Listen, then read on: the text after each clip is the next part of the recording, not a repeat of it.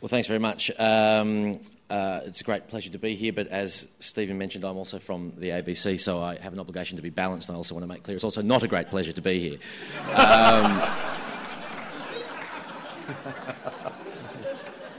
When I saw that this session was about the arts, my main thought was to be surprised that I was invited to be on the panel. I assume that my job is to lower the intellectual tone and to mock the serious work of others. And I'll try and also be deliberately controversial.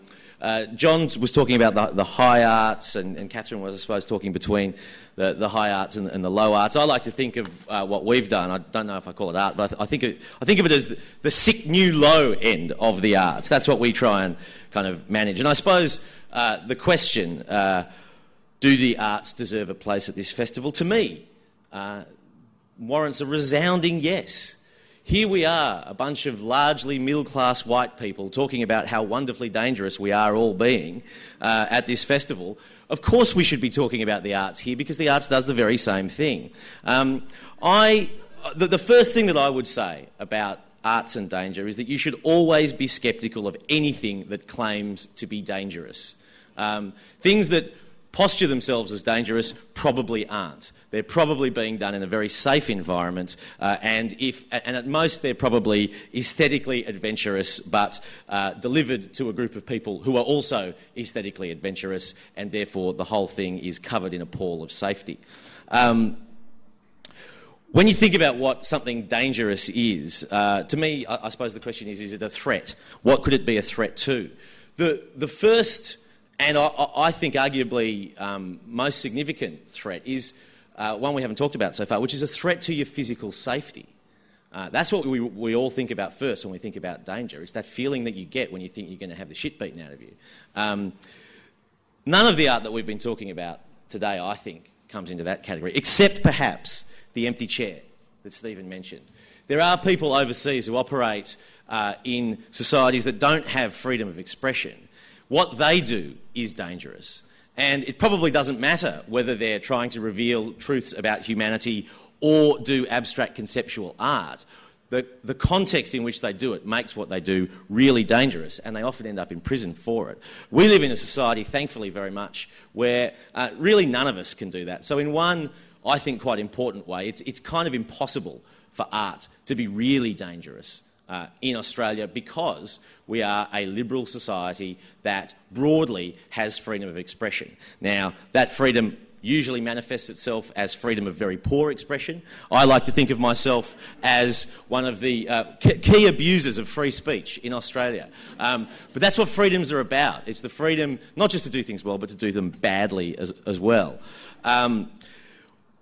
The danger that I think we're probably all heading towards in this discussion is not a danger to physical safety, it's a danger to your sensibility, to your intellectual proclivities.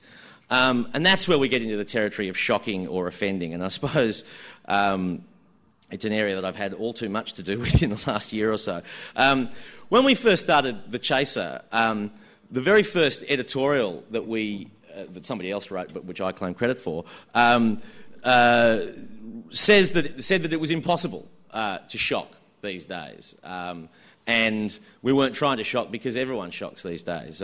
We've since discovered in the last 12 months or so that it is possible to shock and offend and appall if you just dig deep enough. And but to me, what that question of shocking sensibilities really raises is a question about audiences, which Catherine hinted at as well. If you go to the STC or to this theatre or next door and you see something which is also very adventurous and really challenging because it has nudity and all those sorts of things, it's not really dangerous because everybody in the room, almost by definition of having chosen to come to the theatre, is probably okay with adventurous expression. Or if they aren't, the reason that they aren't is because they want to have a vigorous discussion at a dinner party about it. Things get different, though, when they go out to a mass audience.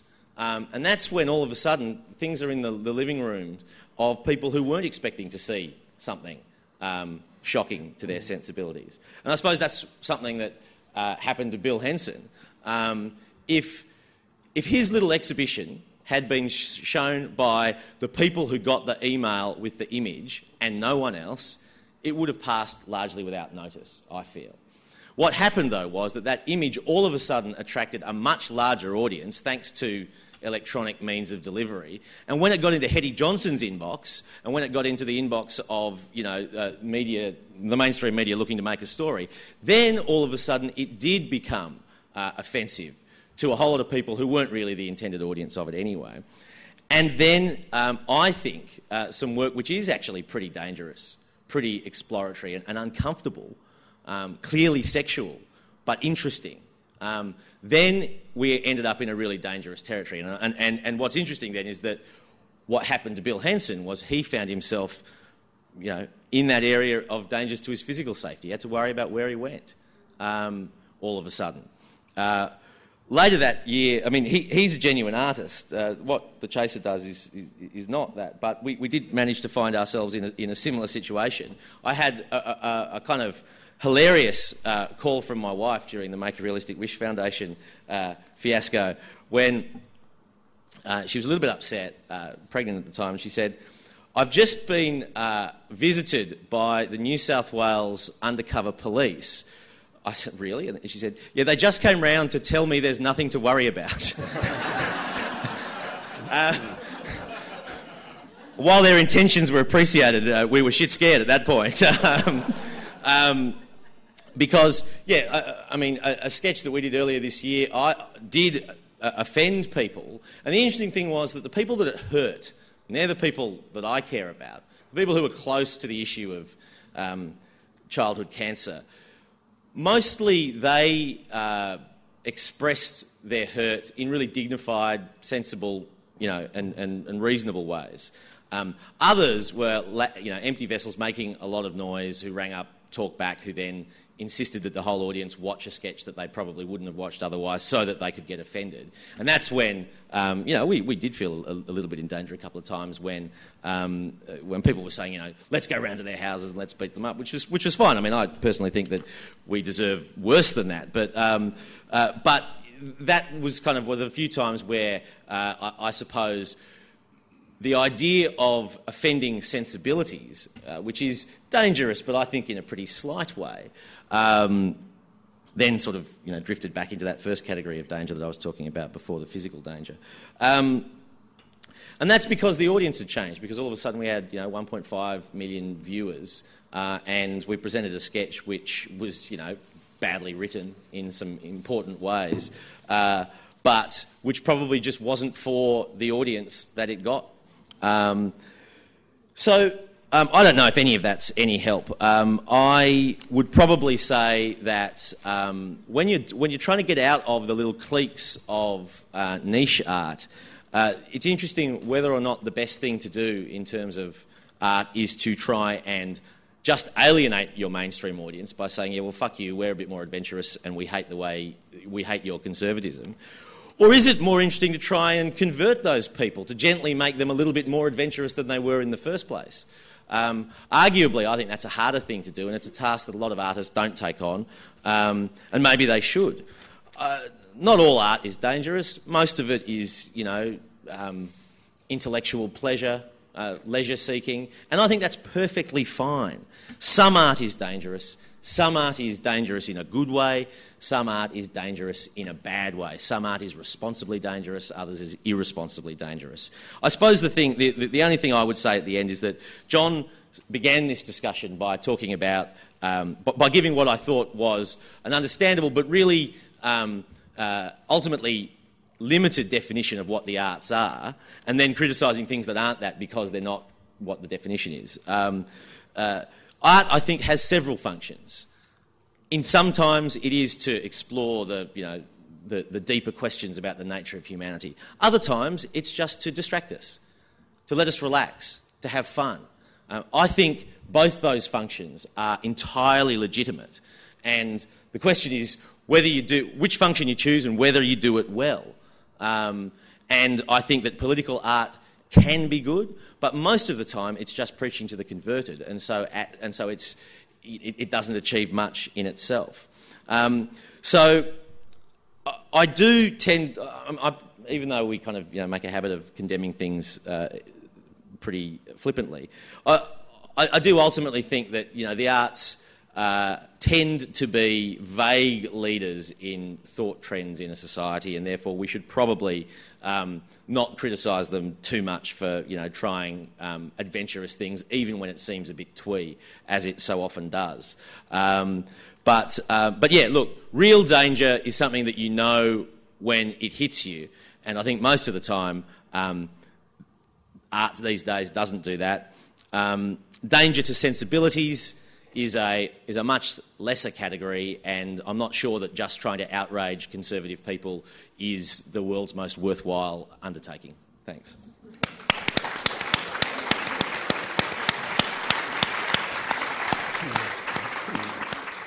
Thanks to Julian Morrow. Now, we've got microphones, I think, up on the top of the stairs. Here, there's at least one microphone. So we've got time for questions, ladies and gentlemen. Put your hands up so I can see.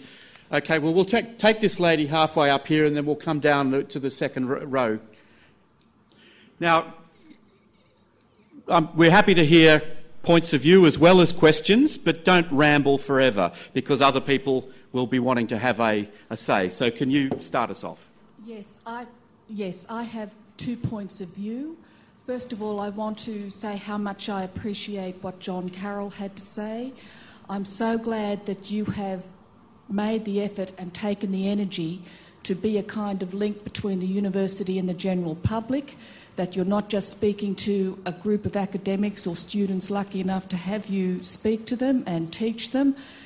You may think that what you say may be falling upon fallow ground, particularly, I don't mean to be insulting, but in the case of the other 2 speakers here today, but there's a real hunger in this society for what you have to say in terms of what's valuable in the Western tradition and what can we take from it to make life bearable. The second thing I want to say is that, yes, I recognise the empty chair, but I also think in terms of dangerous ideas, there's an elephant in this room, and that is that Stephen Crittenden's own program, The Religion Report, was obviously felt to be too dangerous by some people and was taken off. We miss you, Stephen, and we miss that report.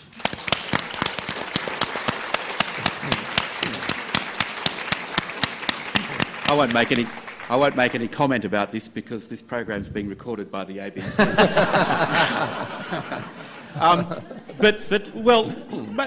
Maybe this is an opportunity just briefly to ask John to comment on some of the things that the other speakers, the enemy of the arts being comfort. Well, I think the principal, there's some truth to that, but I think the principal enemy of the arts is mediocrity. And it's the principal enemy of the ABC.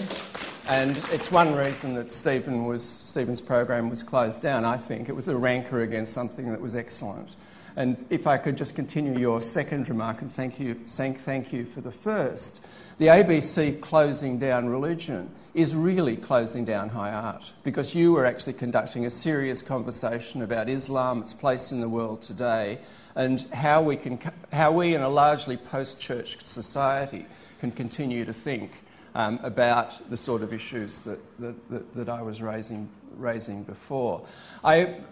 Just one more remark. Of course, I agree with Julian. There is a range of roles for the arts. I mean, satire is in every Western society since the Greeks that was vital. Satire and comedy have a central role, and that was not my whole discussion is about where the weakness of the arts is today, and it's not in satire. We're still very good at satire.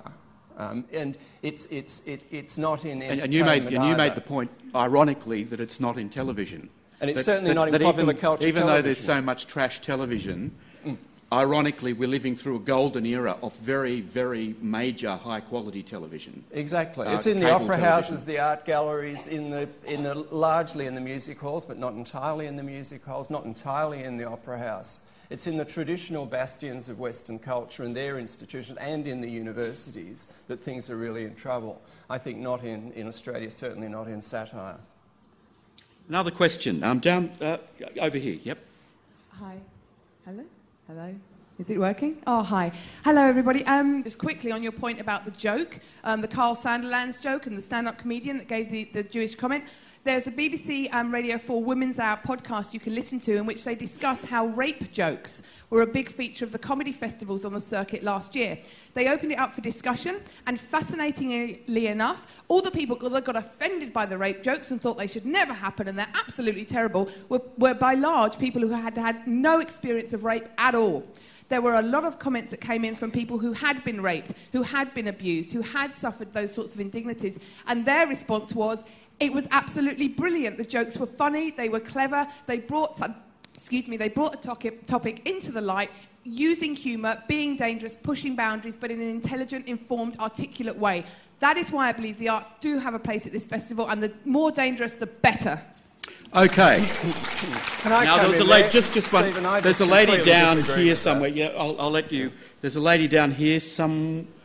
Oh, you're over there. Okay, right, fine. We'll come to you in a minute. Comment, please. Yeah, I just completely disagree with the gist of your final remarks. There are things that we humans are ashamed of, and where we lower our heads and don't want to look at certain types of human tragedy and suffering, and it's just not on to make fun of them. I'm dead against rape jokes. It just depends what the joke is and who's making it. I don't think there's a single subject which is out of bounds for comedy, but when you go for any joke. But when you venture into those territories, you need to be really careful about the jokes you make, and you're probably going to be judged much more harshly if you slip up. Yeah. Everybody's self-editing. Mel Brooks makes some great Hitler jokes, and they're really funny. But sometimes, if those jokes were repeated by far-right groups in Germany, they'd be very different. They'd have an ugly resonance, and they would be bad jokes, I'd say. I just want to make a comment that even though we could talk about lots, torture and abuse and jokes and how they're treated, and you just talked about, John, you just suggested things that we hang our head in shame about and we don't really want to disinfect with sunlight. Unfortunately, I wish I had a penis making this point, but the lack of women, particularly in the ABC, on radio and on television, not just women but any kind of diverse voices, is absolutely appalling. And despite the amount of times it's brought up, it's just like, oh, well, you don't really understand. It's like, no, I've read the ABC Charter. It's about diversity, it's about different voices, it's about innovation, it's about pioneering stuff, it's about... You're talking about ethnic diversity. I'm talking about gender, ethnicity, sexuality. I'm talking about, I want to be looking at the ABC, and if we are talking about satire, if we're talking about reading the news, if we're talking about drama, if we're talking about documentaries, if we're talking about arts, if we're talking about anything, I want to see straight, gay, bi, transsexual, black, white, yellow, non-English speaking backgrounds, people who come from every different religious and spiritual affiliation, not just turning on the radio like we can at the moment in Melbourne. It's fabulous. 774 could well just be called the Melbourne Misogynist Club, where you're just followed by middle-aged, middle-class white man, followed by another middle-aged, middle-class white man, followed by another middle-aged, middle-class white man. Now, at the moment, and this is not too dissimilar with what is happening. This is a guarantee for mediocrity. When I turn on the ABC, I just want quality. I don't care who's exactly. doing it. You're putting a recipe for mediocrity. No, I'm saying it has a charter to be pioneering and innovative and diverse. It doesn't have to represent everyone, whatever their talent. No, but it doesn't have to be in any 24-hour period on 774 at the moment. There's only one 3-hour block which is anchored by a woman, and the rest of them are white. It does have a charter to reflect Absolutely, to reflect the reality to of encourage. Australia. And it also has a charter not to offend community standards, even though a lot of the people who like the ABC and like it to be adventurous probably dissent from that part of the charter which they don't know about. Yeah, that's exactly right. Over here. I don't want to change the subject so totally, but I just wanted to touch on whether you think accessibility to arts has affected the mediocrity and the distance from the expression of the human condition. I mean, I grew up in southwest Sydney, and the people in my community, the closest they've gotten to Shakespeare is watching Shakespeare in Love. I spent a couple of hours before in the MCA. A couple of it was the pieces were thought-provoking, but for the most part, it completely went over my head and just seemed like a self-indulgent It might have gone expression over of your nothing. head. You were probably right. It may well be mediocre. Don't underestimate your own ability to be able absolutely. to look through the shit. I expect that I'm a pretty cultured, learned person at this point in my life, and I think arts in general are just completely inaccessible. Not only are they all around the city, they're completely expensive, and a lot of the time they don't make any sense, and they're a total wank fest. Make arts accessible, and maybe if we start making arts accessible, we'll start seeing real stories again about the human condition and actually living in this world. Okay, that's a very interesting point. Any further comments on that point? Some of Shakespeare, to take that example, is actually difficult. Like Hamlet's difficult. Much Ado About Nothing is not. And, there's a long tradition of almost anyone could go and see a good production of Much Ado About Nothing and have a lot of fun and think it's great. Raphael's difficult. It needs teaching. I mean, a lot of the great works of our culture need teaching. Lots of others don't need teaching. They're much more accessible, and it's important to make that distinction. This is why, in the beginning of the 20th century, we got public broadcasting, of course. Public broadcasting in a mass culture, a mass democratic culture, was there precisely to teach and to educate and to lift up the mass audience, if you like, wasn't it? Exactly. I think that the accessibility in art is really underestimated as a huge bridge between just humans and our experiencing life and stuff. I'm a huge fan of accessible art, whether it's Banksy and his graffiti, whether it's kids down the road writing something like, I used to be like this, but now I'm different, as long as it's spelt correctly and we're sticking it to a man and it's written by a woman. Postcards, outdoor art. And I think that we've got to be really careful about what we define as art. We can't say Shakespeare is art, but Australian Idol is not. We can't say it's what touches the individual person. And I think that I applaud you for bringing up the necessity of accessibility in art. We've got only time for a few questions because we've got to be out of here by 4. Right up the back here. Where's the microphone? Yeah. Okay, I can see.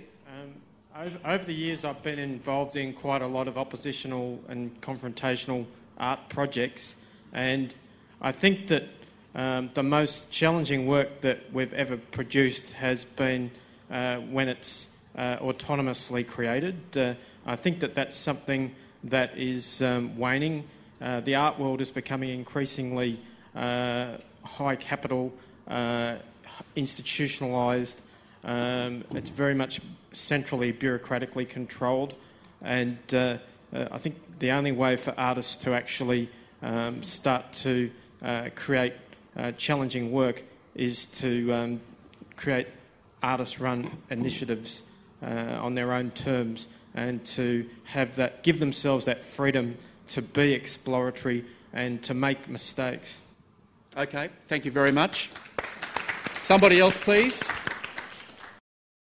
There's a guy with his hand up just a few rows in front, down here.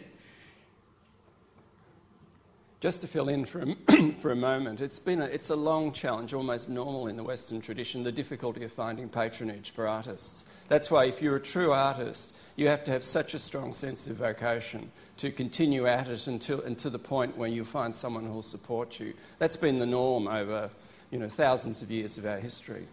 It's not new. Okay, now where are we? In an interview with the writer Milan Kundera, I think, said something like, in your country, in America, everything is permissible, you can say anything, but it doesn't matter. Whereas in his country, at the time, Czechoslovakia, everything matters, but nothing is allowed to be said because of the censorship and everything like that. And I think that's sort of a condition we face potentially in Australia today, that anything can be said, anything can be called art, but it doesn't really matter. I think the thing about art is that we've got to remember it's not just about making money, and we've got to think about the spiritual nourishment for the people who are on the creative journey and the people who are being impacted by that journey, and take the cash sign off as much as possible. It's such an extraordinarily therapeutic pursuit for us to be head down, bum up in something that makes us, creates enjoyment, makes us think, and all the rest. The only comment I'd add to that is that I was just thinking about the friends I know who are artists, and it's interesting that it seems to me that the ones who, for reasons I can't really explain, have had commercial success early, I think they have more freedom than the people who go through the state-funded bodies and have to constantly kind of have their work bureaucratically scrutinised. So, and certainly that's been the case. By the commissars. Yeah, exactly. And certainly that's been the case with at the very low end of the arts, if the Chaser kind of manages to nudge into that. One of the great things about the last 10 years for me is that we started a company by ourselves, put out a newspaper that nobody read, that cost a bit of money, that we occasionally went into debt for, but we could say whatever we wanted. And if we were thrown off the ABC, we would lose most of our audience, but we wouldn't lose our ability to say what we wanted. And if there were enough people who thought it was vaguely worth watching or reading, they could find us. I think this will have to be the last question. Thank you. You'll have to get right on that mic too. Can you hear? Yep. Yes. I always thought a dangerous idea was something that endured, that circulated across culture and diversity and time, comes back and hits people in the face in different ways and different angles, different times. I think some of the arguments today have been caught up in their own angle of things, perhaps, that good comedy, good drama, great literature and art are dangerous ideas that circulate back through different cultures and different languages. Would you agree or not? I think that's actually a wonderful point for us to close with. I think you're absolutely right, and that's exactly the way in which danger matters. I mean, in recent years, I've never been a church person, but I've come to Mark's Life of Jesus and just reading it as a literary text. And that's a really dangerous in terms of it subverts almost all your beliefs about being who you are and what the life path is about, and that's never going to change. Okay, on that note, we're going to end up because we've been told we have to be out at 4. Please thank our panellists, John Carroll, Catherine Deveny and Julian Morrow.